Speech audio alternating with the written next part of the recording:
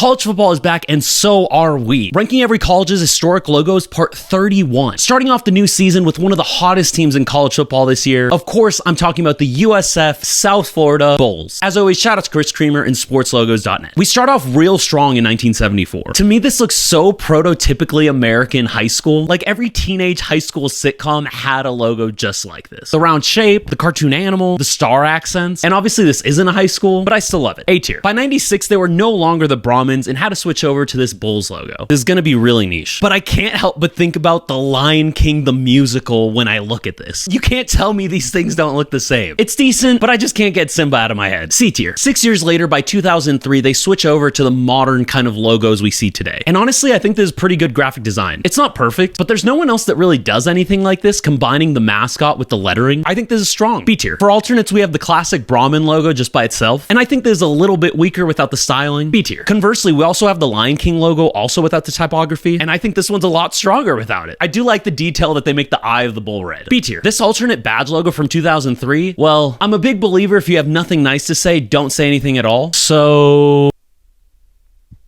F tier. In 2011, the alternates got better, actually making use of the U bull logo. The USF and the Bulls are both pretty decent, but ironically not as good as the U by itself. C tier. And then I get the point of this logo trying to lay claim to your area of Florida, especially when there's so many prominent teams in Florida trying to lay claim to different recruits and fans. But like, you can't even make out the logo in this map. If this was black and white, I wouldn't even know what I was looking at. D tier. And then we get real spicy with the word marks. This is awesome. Love the fonts, love the colors. S tier. And then they also have the USF by itself, which is also very strong. S tier. This South Florida they actually only used for a year, and probably for good reason. This is just kind of boring. D tier. I like the Tampa Bay text, but I gotta be honest, I didn't actually know USF was in Tampa, but I guess that's probably the entire point of having this logo. B tier. And then this is a South Florida word mark they replaced the other one with. Italicizing a little bit goes a long way. C tier. And then we've got just a couple of mascot logos. Full body kind of humanized ones are always kind of weird to me. D tier. And then just the face is actually pretty good. C tier. And that's that. As always, remember to follow and let me know which school to do next down below in the comments.